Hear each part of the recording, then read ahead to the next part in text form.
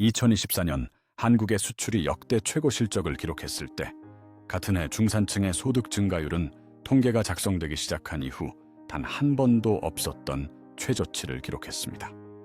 같은 해, 같은 나라에서 일어난 일이에요. 경제가 좋아지고 있다는 뉴스와 왠지 모르게 점점 더 팍팍해지는 삶 사이에서 많은 분들이 이런 생각을 하셨을 겁니다. 내가 뭔가 잘못하고 있는 건가? 나만 이렇게 힘든 건가? 하지만 그게 아니에요.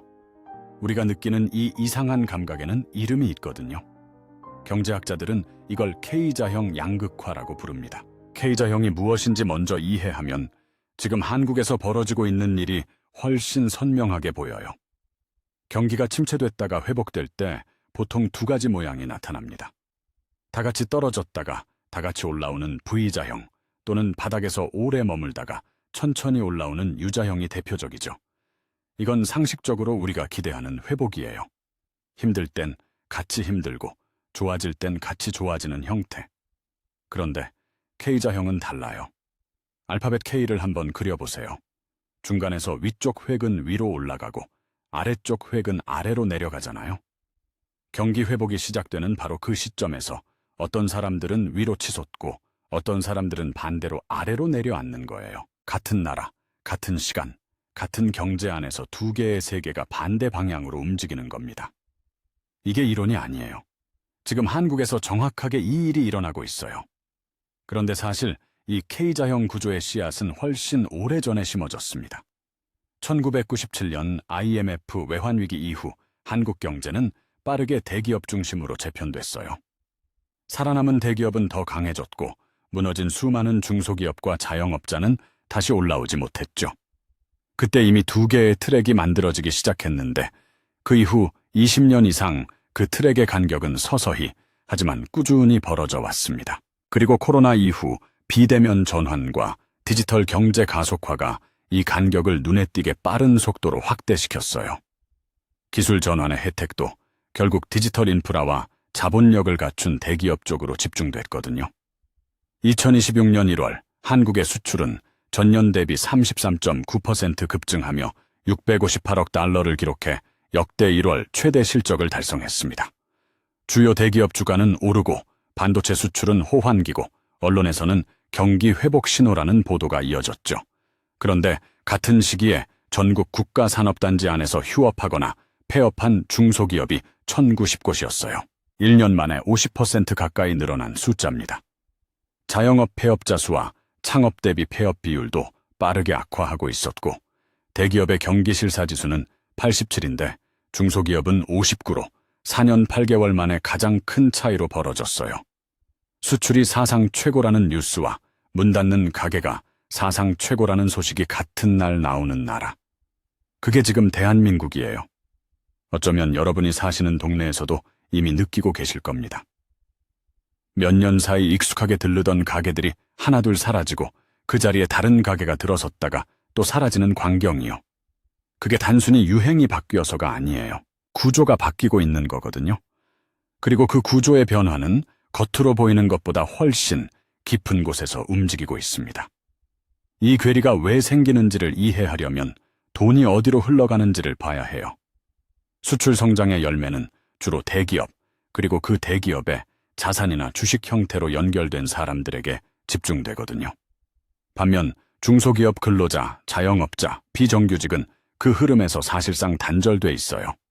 비유를 하나 들어볼게요. 수출 호황으로 거대한 댐에 물이 꽉 찼다고 상상해보세요.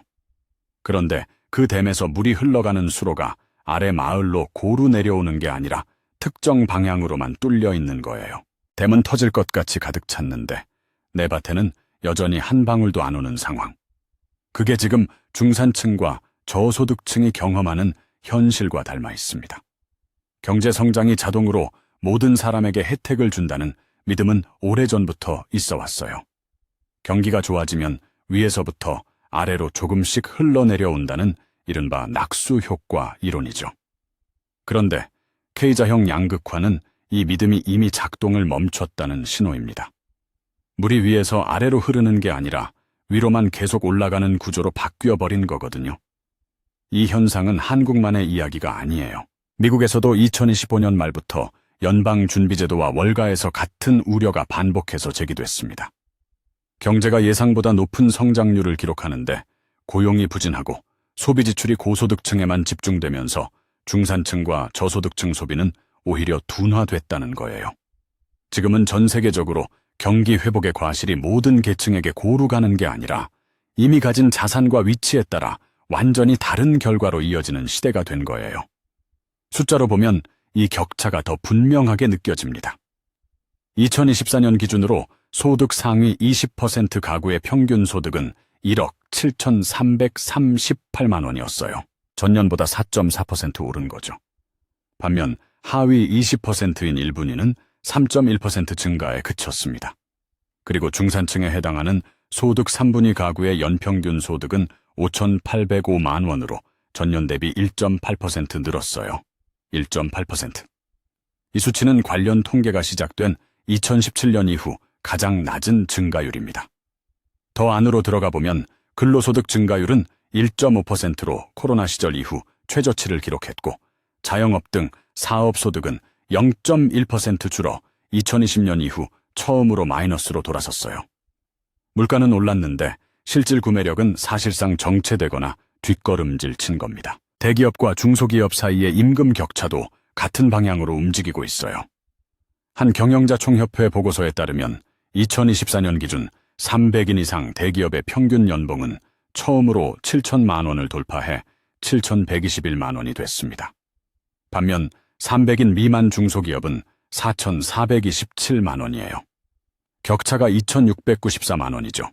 월급으로 환산하면 대기업은 약 593만 원, 중소기업은 369만 원. 거의 1.6배 차이예요. 더 무서운 건 이 격차가 매년 자동으로 벌어지고 있다는 거예요. 경영자 총협회 보고서에 따르면 2024년 기준 대기업과 중소기업의 임금 인상률은 각각 2.2%와 3.0%였는데 언뜻 중소기업이 더 많이 오른 것처럼 보이죠. 그런데 이게 함정이에요. 7천만 원의 2.2%와 4,400만 원의 3.0%를 실제 금액으로 계산하면 대기업 근로자는 약 154만 원이 오르고 중소기업 근로자는 약 133만 원이 오르는 거거든요. 출발점이 다르면 같은 비율이어도 절대 금액 차이는 계속 벌어지는 겁니다. 달리기 시합에 비유하면 이렇습니다. 둘 다 출발선에 서 있었을 때는 비슷해 보였어요. 그런데 출발 신호가 울리자 한쪽은 자전거를 타고 달리고 다른 쪽은 두 발로 뛰는 거예요. 1분이 지나도 차이가 나고 10분이 지나면 그 차이는 눈에도 잘 안 보일 만큼 멀어집니다. 그리고 10년이 지나면 같은 출발선에 서 있었다는 사실 자체가 아득하게 느껴지는 거죠. 이런 구조에서 더 무서운 건 성과급과 상여금 격차예요. 대기업은 중소기업보다 훨씬 큰 규모의 성과급을 지급하는 경우가 많거든요. 월급 격차가 1.6배라고 해도 성과급까지 합산하면 실제 연간 총수령액 차이는 더 커지는 거예요. 그리고 이 성과급이 모여 투자 종잣돈이 되는 순간 자산 격차까지 다시 벌어지는 구조가 완성되는 겁니다. 이쯤에서 중산층이라는 개념 자체를 한번 정리해 볼 필요가 있어요. 나는 중산층이라고 생각하는데 통계적으로는 아닌 경우도 있고 반대로 통계상 중산층이어도 전혀 그렇게 느껴지지 않는 경우도 많거든요. 통계청과 OECD가 공식적으로 쓰는 기준은 중위소득의 75%에서 200% 사이에 해당하는 가구예요. 중위소득이란 전체 가구를 소득 순서대로 나열했을 때 딱 중간에 있는 가구의 소득을 말하는데요. 정확한 액수는 조사 시점과 가구 원수에 따라 달라지지만 4인 가구를 기준으로 대략 월 400만 원에서 1,000만 원 안팎이 중산층에 해당하는 구간으로 자주 인용됩니다. 그런데 실제로 사람들한테 중산층이 되려면 얼마가 있어야 하냐고 물었더니 4인 가구 기준으로 월 686만 원은 돼야 한다는 답이 나왔습니다. 이미 통계상 중산층임에도 불구하고 스스로는 그 기준에 미치지 못한다고 느끼는 사람들이 많다는 거예요. 이게 왜 그럴까요? 왜 숫자상으로는 중산층인데 삶이 중산층처럼 느껴지지 않는 걸까요? 그 답이 소득이 아니라 자산에 있습니다. 더 정확히는 부동산이죠. 그리고 여기서 하나 더 짚어야 할 게 있어요. 경제학자들이 속이 빈 중산층이라고 부르는 현상인데요. 겉으로 보기엔 중산층이에요. 소득도 어느 정도 되고 아이도 학원 보내고 차도 있고 남들 보기에 별 부족함 없이 사는 것 같은 가구들이죠. 그런데 그 내부를 보면 저축은 거의 없고 주거비와 교육비와 보험료가 빠져나가고 나면 남는 돈이 없어요. 흔히 말하는 월급 받으면 사라지는 구조인 거예요. 이런 가구들이 갑자기 소득이 끊기면 어떻게 될까요? 3개월 버티기도 어려운 경우가 상당수예요. 겉으로 드러나는 소득 수준과 실제로 감내할 수 있는 충격의 폭 사이에 아주 큰 괴리가 생겨난 거거든요. 이게 지금 한국 중산층의 실제 내부 상태에 가깝습니다. 그리고 이 취약함이야말로 중산층이 한 번의 경제 충격에도 단숨에 하락 압박을 받게 되는 구조적 이유예요. 소득만으로는 설명이 안 되는 부분이 있어요. 똑같이 월 600만 원을 버는 두 가구가 있는데 한 가구는 10년 전에 수도권에 아파트를 한 채 마련해뒀고 다른 가구는 전세나 월세로 살고 있다고 해볼게요. 5년 뒤, 10년 뒤 이 두 가구의 순자산은 어떻게 달라져 있을까요? 월급이 똑같다 해도 집값이 오른 만큼 한 가구의 자산은 자동으로 불어나고 다른 가구는 제자리예요. 아니, 제자리가 아니에요. 전세값이나 월세가 오르면 실질적으로 뒷걸음질 치는 거거든요. 이게 K자형 양극화에서 가장 보이지 않는 층위입니다. 소득 격차보다 자산 격차, 특히 부동산 자산의 격차가 중산층 내부를 두 개로 갈라놓고 있어요. 같은 중산층이라는 이름 아래 있지만 부동산을 가진 중산층과 그렇지 않은 중산층은 이미 다른 궤도 위에 서 있는 겁니다. 근로소득만으로 부동산 자산을 형성하는 경로는 지난 10여 년 사이 조용히 좁아졌어요. 중소기업에서 월 300만 원대를 받으며 한 푼도 안 쓰고 10년을 저축해도 그 사이 수도권 아파트 가격이 그보다 빠르게 올랐을 때 그 격차는 더 열심히 한다고 메워지는 게 아니에요. 달리기 시합인데 상대방이 이미 오토바이를 타고 있는 거예요. 이 현실을 직시하는 게 처음에는 불편하게 느껴질 수 있어요. 노력하면 반드시 된다는 믿음을 흔들어 놓기 때문이죠. 하지만 이 구조를 정확하게 아는 것과 모르는 것 사이의 차이는 앞으로 어떤 선택을 하느냐에 결정적인 영향을 줍니다. 계층 이동 이야기를 해볼게요. 이게 정말 중요한 지점이에요. 지금 한국에서 계층 이동은 가능한 건가? 아니면 이미 막혀버린 건가? 한국에서 대기업 일자리가 전체 일자리에서 차지하는 비중이 14%예요. OECD 32개국 가운데 가장 낮은 수치입니다. 독일은 41%, 영국은 46%, 미국은 58%거든요. 좋은 일자리 자체가 구조적으로 희소한 나라인 거죠. 이 14%의 자리를 차지하기 위해 매년 수십만 명이 경쟁하고 그 경쟁에서 밀린 사람들은 나머지 86%의 일자리에 들어가는 거예요. 게다가 비정규직의 시간당 임금은 정규직의 65% 수준으로 10년 만에 가장 큰 격차를 기록했습니다.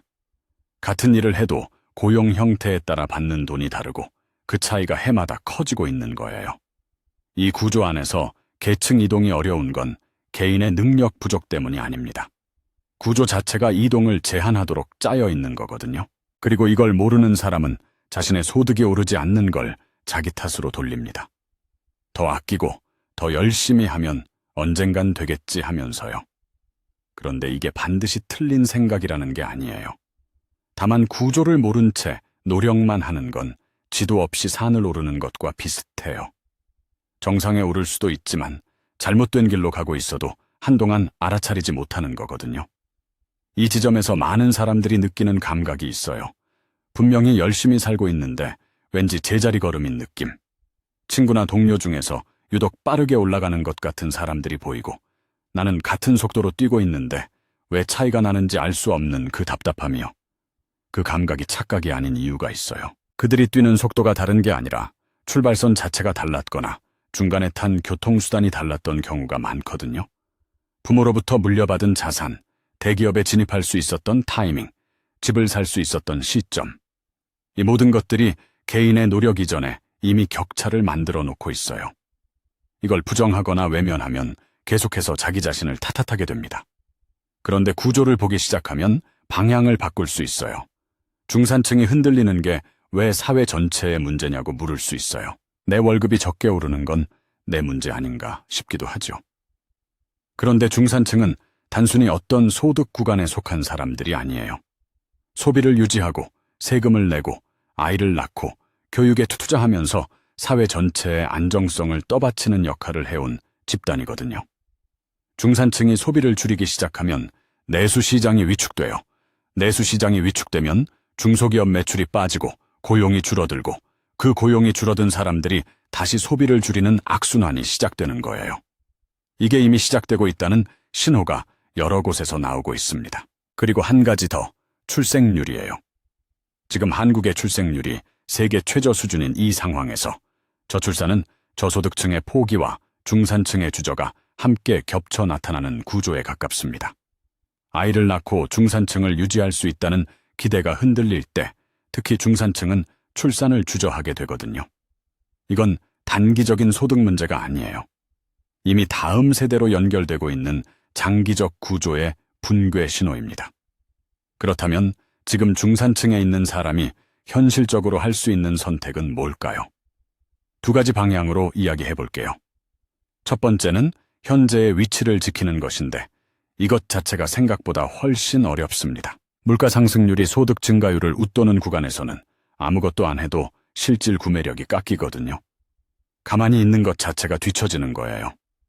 특히 소비 패턴을 바꾸지 않은 채 수입만 정체돼 있으면 생활 수준을 유지하는 비용이 조금씩 조용히 쌓여가고 어느 날 갑자기 통장을 보면서 뭔가 크게 잘못됐다는 걸 느끼게 되는 거예요. 여기서 중요한 건 지출 구조를 보는 눈이에요. 중산층이 지출하는 가장 큰 항목. 세 가지가 대체로 주거비, 교육비, 보험료인데 이 세 가지가 공통적으로 소득 증가율보다 빠르게 오르고 있거든요. 소득은 1.8% 올랐는데 이 세 가지 지출이 3, 4%씩 오른다면 수학적으로 압박은 피할 수가 없어요. 그래서 현재 위치를 지키는 것도 의식적인 전략 없이는 어렵습니다. 두 번째는 상향이동을 노리는 것인데 이 경로에서 핵심은 근로소득 외의 소득 구조를 만드는 겁니다.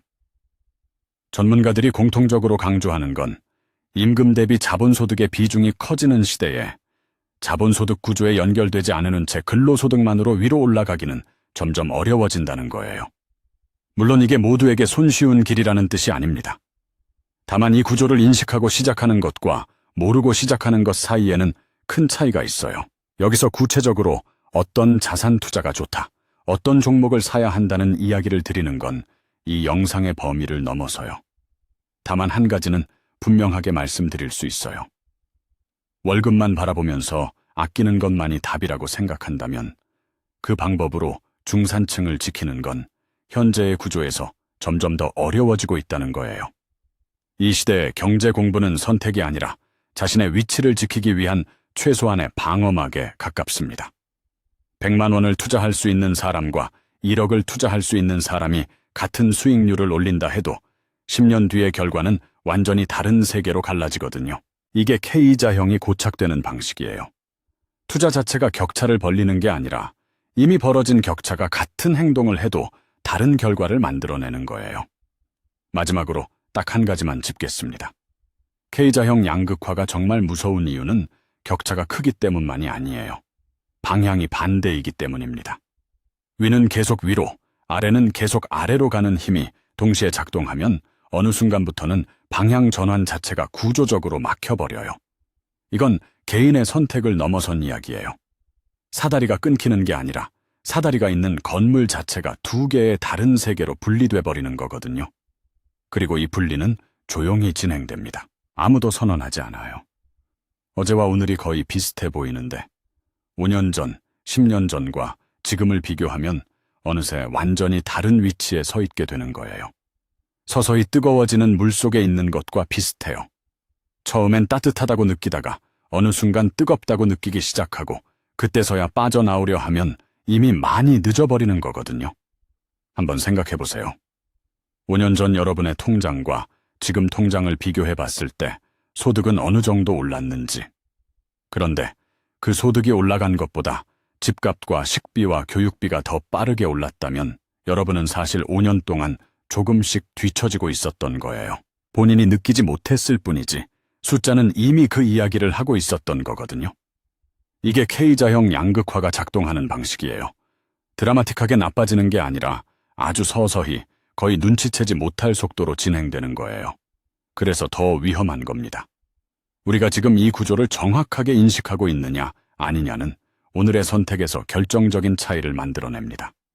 수출 호황 숫자만 보고 안심하는 사이, K자의 두 획 사이 거리는 오늘도 조용히 그리고 확실하게 벌어지고 있으니까요. 경제 뉴스가 좋다고 해서 내 삶이 자동으로 좋아지지 않는다는 사실을 이제는 우리 모두가 알아야 할 때가 됐습니다. 그 인식에서 출발하는 것, 그게 지금 중산층으로 살아남거나 그 위로 올라가기 위한 가장 첫 번째 조건이에요. 오늘도 끝까지 시청해 주셔서 진심으로 감사합니다. 구독과 좋아요는 영상 제작에 정말 큰 힘이 됩니다. 여러분은 지금 스스로를 중산층이라고 느끼시나요? 아니면 뭔가 예전과는 달라진 것 같다는 감각이 드시나요? 혹시 이 구조를 이미 느끼고 계셨다면 그 이야기를 댓글로 남겨주시면 정말 반갑겠습니다.